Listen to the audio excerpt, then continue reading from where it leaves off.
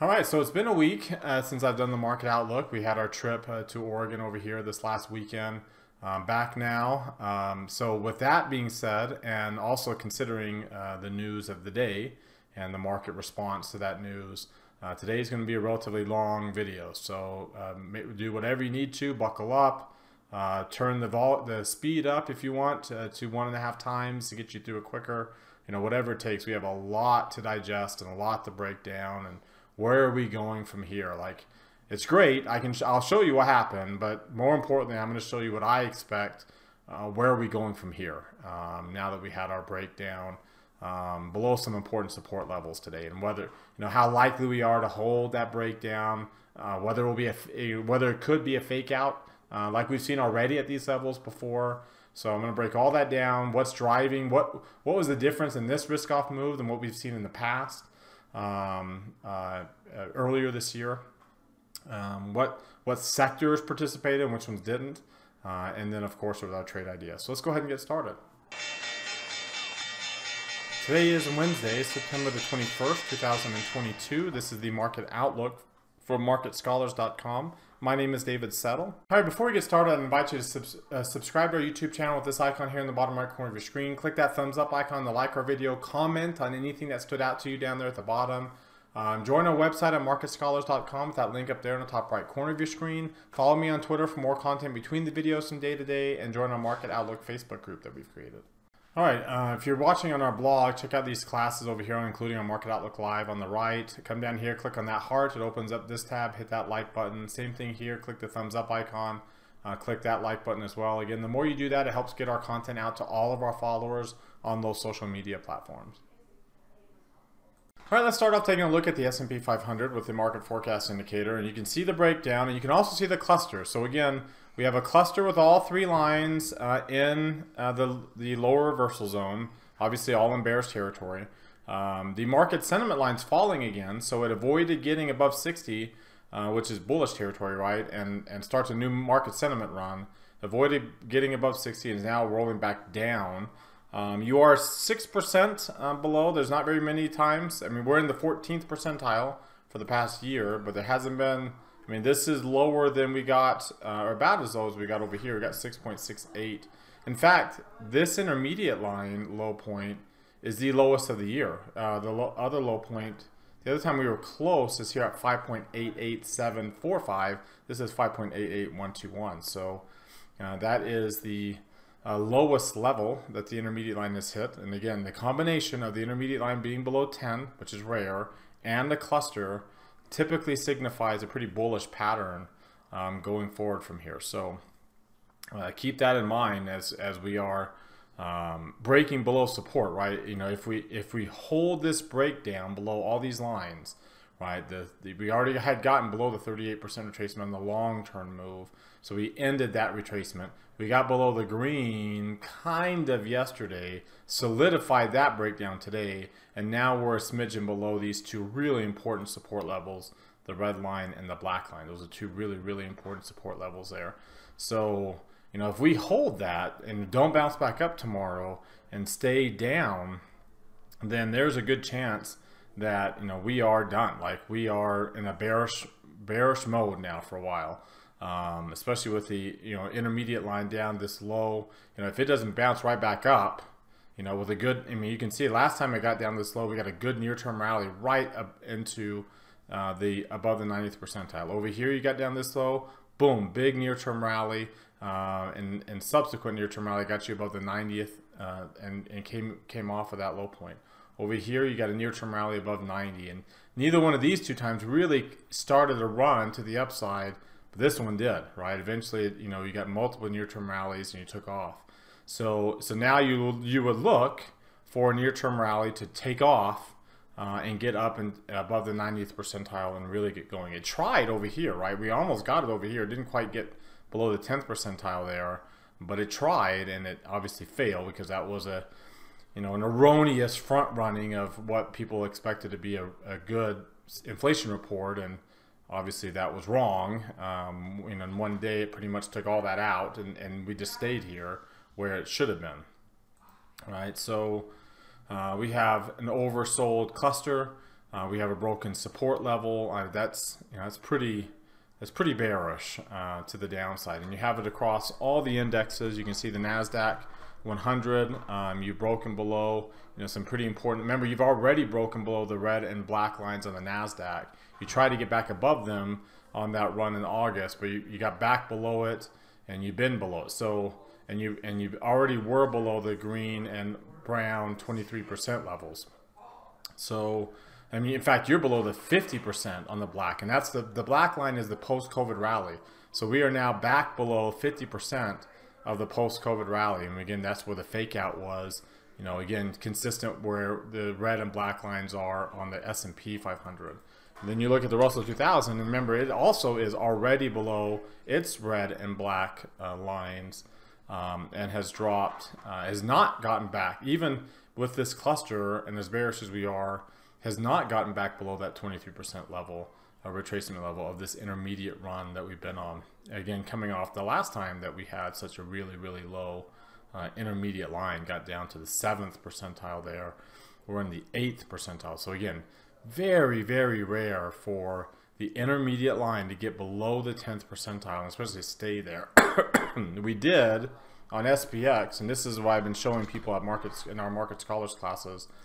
If you go back to 2008, if you go back all the way into that time frame, right in here, so we did get below 10 in June 2008. This is when the bear market started. We had the correction, we had the failed correction bounce, and again, remember how I tell you the bear markets start very inauspiciously. Nobody thinks 2008, oh yeah, that June period was just so bearish in the early July. That was such a bearish time. No one talks about June, July, because everybody talks about this part. That's when the bear market washed out, right? And ultimately got to the low point in March. But this is where it started. It starts very inauspiciously and ends very gloriously and starts inauspiciously. And so, but when it started, you can see the intermediate line did get below 10, and it stayed below 10 for almost that entire period. Once it dropped with the clusters, and it just stayed there. So in market sentiment at the time was, see, market sentiment right now is right around 58, 60 and rolling over. At the time, it was up into bullish territory. So it was much more bullish, that failed correction bounce, than what we potentially may be getting right now. And again, when we got below 10 with the cluster, we were only about 3% below the 30-day moving average, and we're 6.7. In fact, we never did get 6. We got the 7% below right there at the very end. So it kind of goes to show just how bearish this is to be already 6% below, which isn't even the worst of the year, of the calendar year at least. So pretty bearish move. Again, the week's not over with, but when you look at the weekly chart, obviously it's a, we got the higher close, but we closed right back down below that body's close. Obviously this week pretty easily. So we've pretty much reversed what was, what looked like it was going to be a bullish reversal. We pretty much have confirmed that bearishness now. The PPO on the long-term base is only 3.67%. So when you look at like potential for where it could go in a bear market, you can see how far it gets down in a real bear market, right? Not these, quasi bear markets that are really corrections that amateur investors and traders feel like haven't been through real bear markets. They think that that's a bear market, but the reality is it kind of goes to show their inexperience when they call that a bear market, right? Because when you look at how far this PPO gets in like in corrections, you can see there's corrections, and then you can see real bear markets, right? So very, very, very different in terms of depth, very different in terms of length, right? We stayed bearish for more than a year, well more than a year. Over here for more than 2 years, 2.5 years, it stayed below zero. So real bear markets here, again, corrections. And as of right now, this, has the makings of a bear market now that we are just starting, with the failed correction bounce here, and then now the reversal back down to the downside. Again, I've mentioned to you this before, but we got that bear tag, and I remember the market outlook I did on that Friday, that when that bear tag showed up, and I talked about how it's either a really bullish signal that by the end of next year we're going to be well on the new highs and beyond, really bullish signal, or it's the start of a bear market, right? And it's seeming a lot more like the latter right now than it is the former, and especially when you're looking at the long term, right? The monthly one that we got a few months ago, we talked about these bullish are either very bullish or are the starts of bear markets, right? You can see back in 2008, you either start the bear market with one, or they're really bullish, like these two that we got with COVID, and then back in 2016. So, and then quasi one there in 2008, fourth quarter, and these other corrections. So as of right now, and again, you can see, the month's not over with. We still got another week left to go in a couple of days. We're currently 4% below the 30-month moving average. Last time, we only got, 1.6% below. So getting below the 2.5% mark is significant. So that would be a significant breakdown, assuming that we get down to this level or probably more, right? If we're going to be bearish by the end of the month, we're probably not going to stay here. We're either going to bounce off of this low point by the end of next week and be pretty bullish, because like I said, it's a really, like I said, going into Monday, we have a really bullish setup right now. The market is set up for a really good bullish run to come out of this FOMC meeting like we had, unless it fails. Because of this really bullish setup, if it fails, then it's not just going to be a little kind of rinky-dink little move. It's going to be, what I believe would be, the beginning, the inauspicious beginning of a bear market, where we just week after week after week after week just grind lower towards these moving averages and beyond. And we see that, right? We see the signals on the market forecast chart. Let's take a look at the 3 green arrow chart. As was mentioned, like again, even if we do start a bullish run, we're nowhere near 3 green arrows, and you need 3 green arrows to get a good intermediate run started. So, I've said this before too, if we do get a bullish run started, I expect it will be like the one coming off the June. See, after the June meeting, we actually had 2 days more of selling, and then we rallied, right? But we were so far below the moving average that when we rallied, we only rallied up to the moving average, and then we had some convergence here before we finally got the 3 green arrows. We're so far below the moving average again, and you can see it even more here. We're so far below the moving average again that we'll just get up to it. When there's such big gaps between the 8, 17, 30, then you're just basically just filling gaps. So you need to be able to close above multiple lines like we did right here. On this day, on 7/19, we had a runaway gap, and we closed above the 8, 17, 30, and 50-day moving averages all on the same day. That's the kind of day you need. When they're so far apart, it's hard to do all that, right? You close above the 8 in one day, you close above the 17 the next day, and then you have to close above the 30 in one. It gets too much. So you need to be able to close above multiple moving averages. And when you look at the chart now, we're not going to close above multiple moving averages in a single day. Maybe the 8 and 17, but even that's there's a pretty sizable gap between those two. It's going to be hard to even do that. And again, you can see the support break. So if we're going to be bullish, we need to get right back above these lines. Otherwise, that support break is pretty bearish, especially when you consider we've already had a fake out at this level and we're retesting it. See, over here, you had a fake out on an intraday basis, came up, you had to fake out again. So kind of like one big fake out level. Every time you broke down, you got above it. Once you came back down the next time, after a couple attempts, it stayed, right? When you retest an area where you had a fake out, a significant fake out, then it typically doesn't fake out the second time. So coming back down to these levels where you had a significant fake out and you came right back up and multiple more attempts there, now that we're here again, more than likely we're not going to fake out this time. So really important to see how we do, especially by the end of the month, right? Because you're going to have some up and down days here over the course of the next 7 trading sessions, the 2 rest of this week and then all next week. So you're gonna have some ups and downs. If we end up down here by the end of the month, then good chance it's holding and we're down, right? And we're moving lower, and you're not going to get 3 green arrows or dark green shading and a green, dark green shading and a green line, which is what you need here. You're nowhere near that on this chart. So even if we do get a little bit of a bullish reversal, if this is a fake out today and we come right back above support tomorrow, Don't expect us to be like to have our bullet. I mean, it's going to be ups and downs until we get some more convergence, until we get more these lines closer together, until that MACD gets above its moving average, and we get those lines moving towards zero. Then that's when you're closer to zero. That's when you can get the type of breakout that starts a bullish run, right? So obviously nowhere near that when the MACD is below its average and it's falling still, right? And the histogram is increasing to the downside.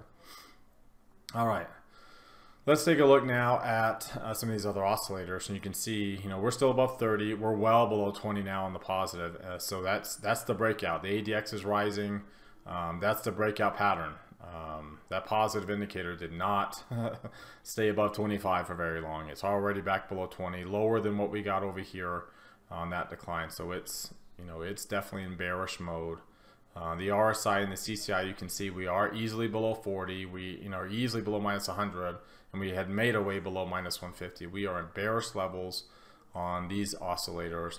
Looking at the Ichimoku cloud, we are strong trend, and we're below the green the cloud, a green cloud, right? Because again, when you're bullish, by the time you get to the green cloud, when you're bullish, by the time you get to the green cloud, after you've had a pink cloud, by the time you get to the green, you're above it, right? Every time. But when you're in a bear market, then you're not, right? You're not, if you're not above the green, above the cloud by the time it turns green, then, you know, that means we've gone back lower, and that's the case again. Again, very, very bearish, and you can see the strengthening trend there.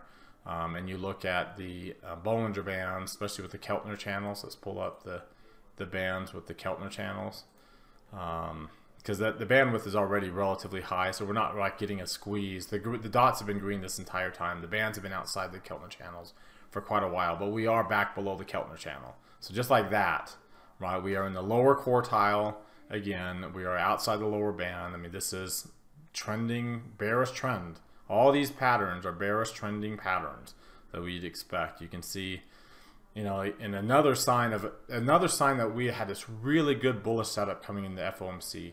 Again, it's not that when you have a strong bullish setup, the odds are it's going to be bullish. The problem is when it's not, then it's not just bearish. It's when a really bullish setup fails, then that's even more bearish than normal. So, you know, your orange line is dipped below 20.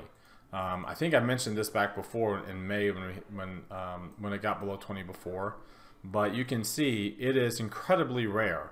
And when it does get below 20, it jumps right back up. But it's incredibly rare for the orange line, which is the 20-day average of the blue line, to get below 20. In a bear market, you can see it does get below 20 and stays there. And you can see there's the run that I told you. There's the beginning of the bear market where you had a correction, you failed in your correction bounce, and then you have that inauspicious beginning, that May to June period, which again, no one talks about how bearish we were in May and June and early July of 2008. We always we think of 2008, we think of October and November. We don't think about June. But June was very important because that was the start. And we just gradually moved lower, and you can see it did when it got below 20, it stayed there. So again, signifying that, you know, that's more bearish than normal. Like all these other two times, we bounced right back up out of it, but not that time. We stayed down, and I think that's the kind of bearish run that we might be getting now, where we just stay down here below 20 for a while. And you can see, again, we're closing at the low of the 4-week period, so the stochastics is pretty much at 0. That's pretty darn bearish there. And you can see it too on this chart. I mean, we got a new, look at all that volume at the end of the day kicking in. We had a lot of volume. Needless to say, we had a lot of volume today. If you look at the volume was 106 million, and the trading range, no gap, so the trading range is 12 points.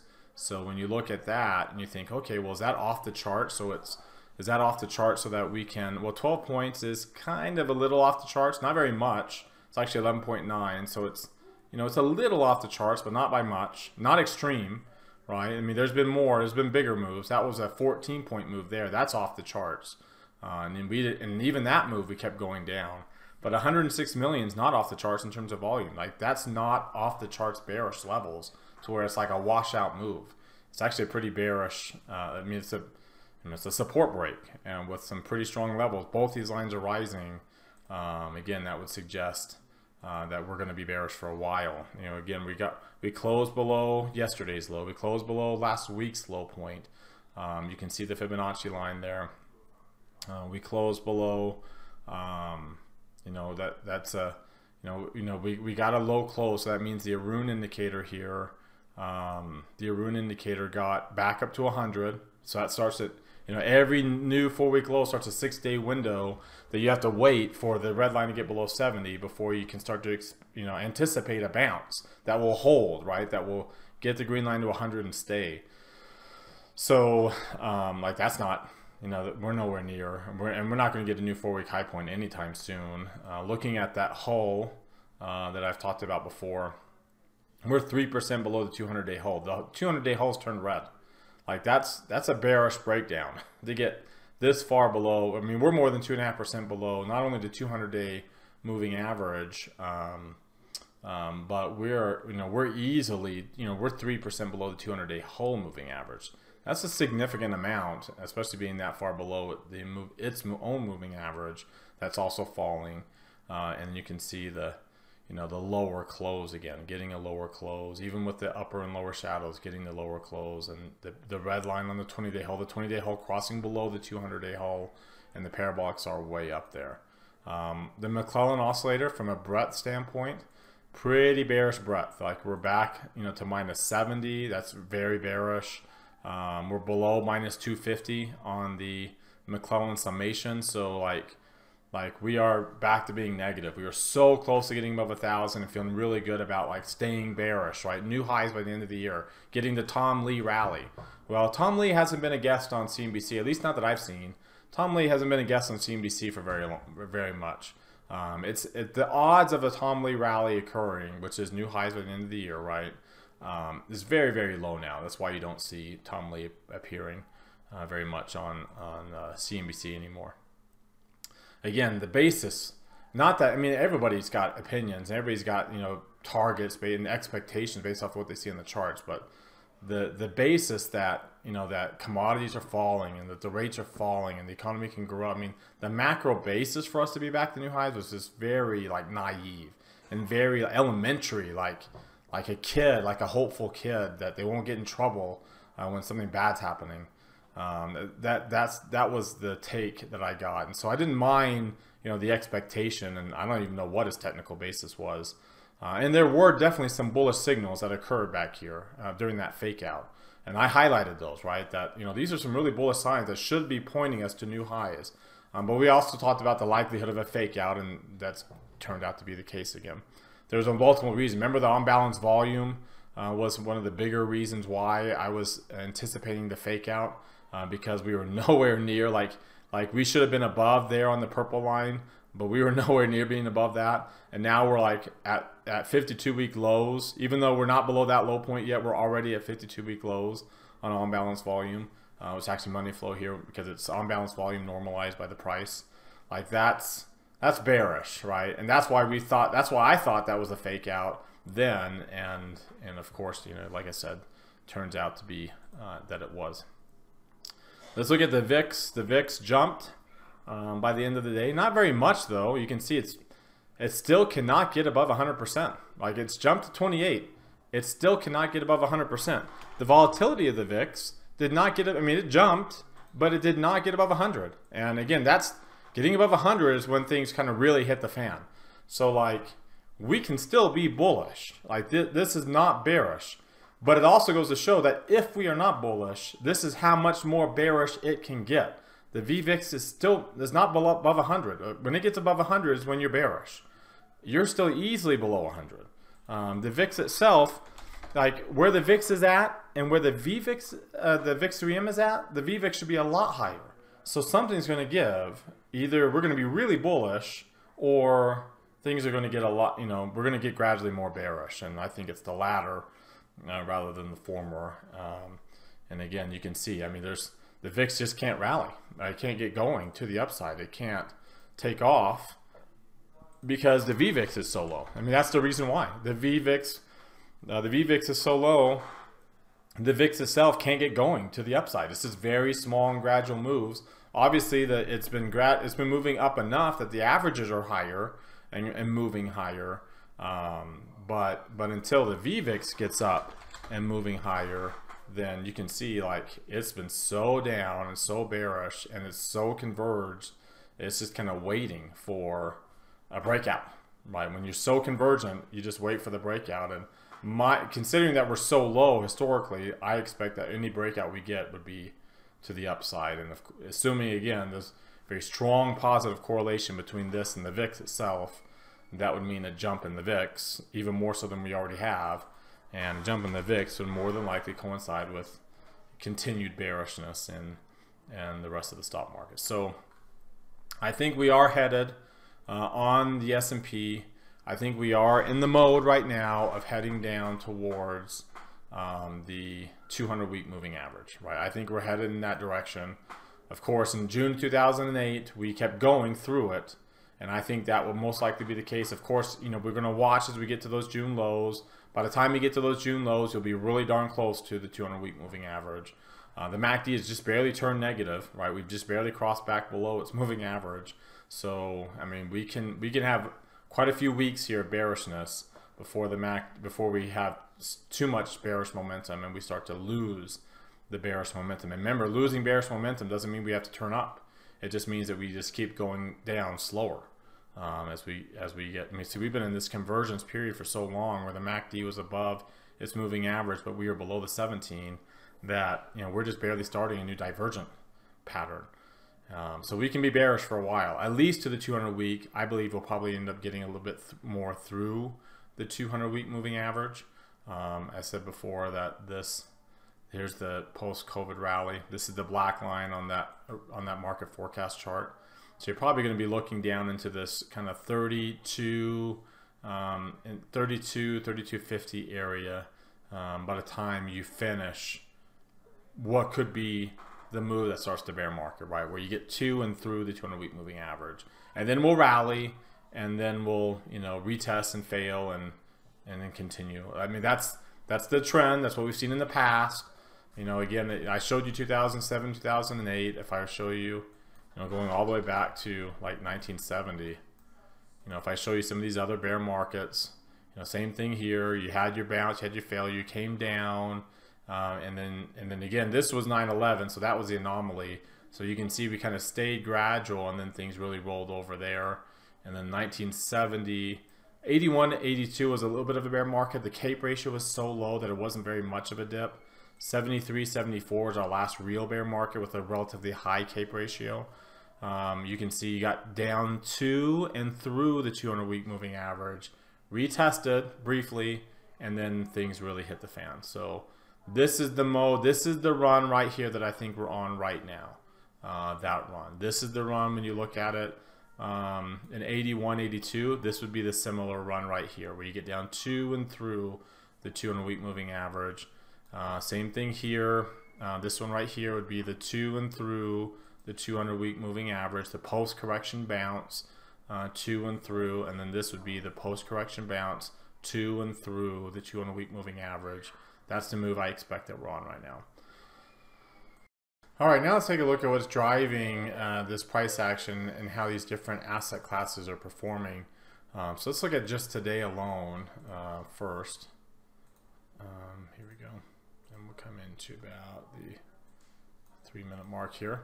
So you can see initially you had real estate was up, the dollar was up big going into the FOMC meeting. The NASDAQ went up, the stocks were positive going into it. High yield bonds are doing well. Emerging markets were hammered, and developed markets, you can see commodities were down. By the end of the day, at one point in time, the Qs were the best performing asset class of the day, right there, just barely, but right there. By the end of the day, they were the worst, right? And that was actually post FOMC, right? And they were the worst by the end of the day. S&P is down, emerging markets are down. Developed markets are down, small caps, real estate was down, interestingly enough, commodities were down, and bonds rallied. So This is a true risk off. When bonds, the dollar, and gold are all up, and commodities are down, and stocks are down, that is a true risk off. And that it's interesting because when you look at the different, let's go over here to the FOMC. When you look at the short end of the yields curve, and let's go specifically to the 5-year, the 10 years at 3.53. When you look at, and that it actually came down today. When you look at the 2-year, it jumped to 4.06. So the yield spread actually dropped to 0.53, over 50 basis points to the downside. To kind of give you some perspective on just how low that is. You know, again, it doesn't get this low unless you are in recessions, right? That's the nature of the yield spread. It does not get this low. You know, again, you can see it's at 0.53 now, so 0.52. That's why I put that blue line. So if I go all the way back, like here's the 06 when we raised rates until June of 06, right? The yield, they brought the yield spread down to below 0, but it never got below 25 basis points. In fact, it never got below 20 basis points.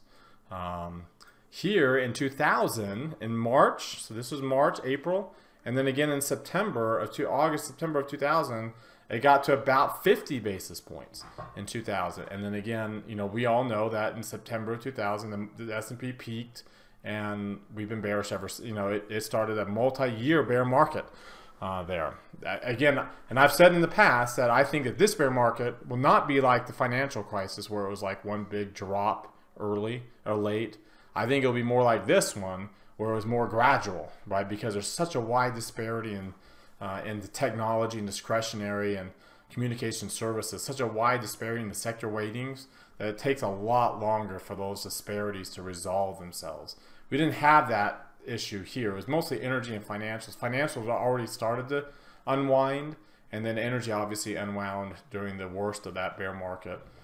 But we didn't have the same disparities. It was just a collapse of the financial system that made it as bad as it was. Cape ratio wasn't nearly as high. The Cape ratio was a lot higher now, a lot closer to where it was in the late 90s. Go back before that, you can see in 89, going into that bearishness, when the Fed was raising rates, it got down, but it never did get below 50 basis points. And then going all the way to early 80s, we were well below 50 basis points. And again, this is, you know, in here in 82 by the time the bear market ended. So that kind of gives you an idea of just how much this spread is down. Like, it is way, way down. The difference between the Fed funds rate and the CPI is still, it's not positive, and it's not anywhere close. The Fed's not done raising rates. When you look at the odds for rate hikes going into, you know, now that we're done with the day, going into the end of the year, I tweeted this out that a month ago, by the end of the year, we had about a 5% odds that we would be at 350 basis points or higher, or 95% odds at 350 basis points or higher, and pretty much about a 65% that we were at 375 or higher. So relatively high probability. We're at 65% that we're going to be at 450 or higher now. So in 1 month, we've gained 75 basis points to the terminal end. Like that's just fascinating how things have changed that quickly. The market's pricing in 63% odds of another 75 basis points, so relatively high probability. 100% odds of at least 50 by the end of next one, and then like I said, 100% odds that we still have 100 basis points to go by the end of the year. 100% odds. And I tweeted this out too because it's not asked. Everybody talks about how, well, what will happen is the Fed will do like 75 now, and then 50, and then 25, and we'll just gradually taper. The Fed doesn't taper its rate hikes. It never has. When the Fed has increased its rate hikes, it ends at its biggest. That's what it's always done. There was one time, one brief meeting, that was it, in like 1978, where I think it was Bill Miller raised it 25 basis points after having raised it 50 previously. That was just once. One brief time was it. Like they have never ever tapered. When they've increased the pace of rate hikes, they've never tapered it before they finish. They've almost always have ended. Like again, one exception is it. They have ended at their biggest rate hike. So because they always go too far, right? They always go too far. And so like I would not be surprised if at this next meeting, if we don't get to 75 or 100, and then they're just done. But I would be surprised if it was only 50. Like I would be surprised if we only had 50 basis points next week, and then 25 in December, and you know, some just kind of nice and steadily tapering in. That's not how the Fed functions. It's not how they have ever functioned. And the fact that no one will ask that question, like to all the people who say that that will happen, why do you think that will happen? It has never happened before.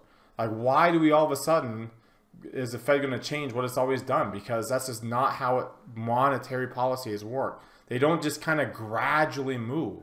They always go too far. They always are too late, which is why they're raising it faster and faster. And they always go too far, which is why they always end at their biggest rate hike, because they've always pushed it beyond the limits. I mean, the yield spread's already at negative 50 basis points. They're already, you know, it's ironic because they're already gone too far according to the yield spread, but they haven't gone far enough because of how high inflation levels is. That's the obviously catch-22, and that's why despite a 50 basis point yield spread, they're still, you know, what, 90, you know, 100% odds that they're going to still be 100 more basis points of hikes by the end of the year. And if they were smart, they would just do it and just get done and just finish at 100 basis points is what the market's expecting. The market's priced it in. Finish at 100 and be done, and then the market can start to work from there. But this idea of, well, what will they do next time? Will they do 25 next time? That's what's put the market on at this unease. And so it'll be interesting to see how these odds change, because like I said before, when you look at the historical rates for this particular meeting, September 21, where we eventually did get up to this 300, 325, at the beginning of the month, we had a coin flips odds that we would do this. So I mean, that's how things. I mean, the last meeting that we had was July 27th, wasn't it? Yeah, the last meeting we had was July 27th. So after that last meeting, the odds of us having this 75 basis point hike was 26%. So it was a 75% chance that we were only going to get 50 at this meeting. And so between that meeting and now, the odds of this 75 basis point hike, I'm shooting again, most of it occurred in just the last few weeks, because at the beginning of the month, it was still less than 60%. It was still a low probability. And you can see the odds of the 100 basis points was sitting right at 20% all the way up until the actual announcement. So here we are in December, and you can see again, right now, remember we're at, the odds are up to 100% for 400, 425. So to kind of give you an idea of where that is, 400, 425 is this blue line. Right here would be the odds for, you know, we were at 90. You know, we've been at pretty much 90% for that level going into this meeting, and now this one, 450, 425, 450 is starting to ramp up and move up higher. So, you know, the Fed's not done, even though the yield spread says it should be done, even though the bond market says it should be done, because again, the 10-year note fell today because of the falling rate, the falling odds, and that's why, you know, a lot of people, the falling projections, excuse me, like the growth projections, they're expecting, the Fed projected by the end of this calendar year that the unemployment rate would hit 4.4%. That's a almost full percentage point from the 3.5 low that we just had last month. So we've never had a full percentage point increase in the unemployment rate and not been in a recession. So, you know, keep that in mind. And then you look at like TLT, and it's like, why would TLT go up when the Fed's raising rates? Because at some point in time, it becomes the safe haven. Like at some point in time, the rates are high enough that it is a very attractive alternative. Like, remember how for a long time there was no alternative, now there is plenty of alternatives to the stock market, and that's just going to reduce demand for equities right now, when there's plenty of other alternatives, safer alternatives, that are providing pretty decent returns compared to potentially what you may get, especially what you've gotten over the last year. I mean, the rate of change for equities, keep in mind how down it is, but you also have to remember that going into it, it was the highest. Like, coming out of COVID, we got all the way up to 70% 1 year rate of change. I mean, that was the highest 1 year return that we've ever had in the S&P. We're down to minus 12% right now, but we're coming even earlier this year. At the beginning of the year, we were at 30%. At that peak, we were at 30% year over year. So it's not surprising that we would get negative and be this negative when we were that positive for so long. We were that positive on such a strong year over year rate that we're that negative now. And TLT has been really bearish. So it's set up. It's got a very, very good value relative to equities. In fact, when you look at the ratio chart of here, let's pull this up here. This is what I look at IWM relative to the Qs, but if you look at TLT relative to bonds relative to equities, I mean, it's been bearish for a very, very long time. This is the weekly chart. I mean, this is really, really low. It's a really good value. The MACD is turned up. Here it's turning positive. The PPO is extremely low. So the gap between the 50 and the 200 week moving averages is really low. I mean, these were all kind of quasi bear markets that, again, we didn't feel because the mega caps in the United States were safety trades. And here's obviously the last real bear market we have. So when it rallies, I mean, just to get to the 200 week moving average is going to be quite the move. And that's been some pretty bearish markets previously, including this last real bear market. And we have even more to go this go around. So there's going to be a lot of opportunities for long-term bonds as an alternative, even if it doesn't necessarily go up a lot or at all, but still on a relative basis would be a really good alternative to what we're getting. You can see commodity prices were, Powell talked about commodity prices dropping. They are below the 200-day moving average. They haven't really broken down. Like, they've been going up and down and up and down. The 8 and 17-day are crossing below, but we haven't extended and broken really down below that. And when you look at on the weekly chart, we're flirting with the 50-week moving average. We haven't broken below that. That's when things will really get bearish, right? Because again, the commodities are the last thing to drop in a bear market. So here's that June. So remember that famous June period I told you about, when in early July in 08, commodities are actually rising then. When they started to fall is when things really hit the fan. And you can see the other bear markets when commodities were dropping. Again, where mega caps are a safety trade, so we didn't feel that here in the United States like we did elsewhere across the globe. But you can see the potential that we have for commodities to falter. I mean, the gap between the 15 to 200 simple week moving average is extremely high. That's a big gap, and bonds have already filled that gap in, and they had a really high gap, relatively speaking. It already filled that gap in. Stocks had a really high gap, relatively speaking. It's starting to fill that gap in, and then, as I said, commodities. Things really get bearish when commodities start to fill that gap in. The dollar had already filled that gap in too, right? Over here, had a relatively high, filled that gap in over here, and now it's even, more further away from the 200-week moving average than even it was there in early 2015. And getting this high, when the rate of change for the dollar is this high, here, let me go on the Euro-US dollar. And then I'm going to go on a weekly chart. So I'm going to go 52, 52. And then I'm going to go max available on a weekly chart. So when it gets down below 15%, these are major things in the market. that start global slowdowns in 15 and 16 because the dollar was so bullish relative to the euro. In 2000, remember we started the multi-year bear market there in January and that's the last time we had a yield spread 50 basis points down was in September of 2000. So another similarity, and you can see in the 90s the long-term capital management there with the late 90s, and then going on even further below into the 80s, right, when things were really, really bad in the early 80s during that bear market. The 1 year returns were so bearish for the euro relative to the dollar, and we're at that level again, right? And we're below parity, and we're between the 78% retracement and zero. I think we're headed back towards 90 cents or lower, and we're headed back towards that 0% because that's what you do when you've broken through that last barrier, the 78% in this case. One last look here at the sectors today. So give me 1 second to move that up, bring that up here. Take a look at how they performed today.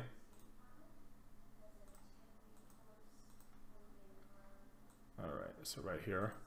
So you can see again, technology was the biggest performer, the best performer of the day early. You also had industrials. Those defense stocks did really well today. Staples held up very well, only 0.5% down when the market was 1 3/4. Discretionary technology ended up being pretty bearish too. Not as bad because it had done so well going into the decline. Technology and communication services or discretionary and communication services were already underperforming before the meeting. They finished way low, and again, those are your biggest losers. Year to date, technology, discretionary, communication services have been your biggest losers. You expect that they will continue. Real estate too.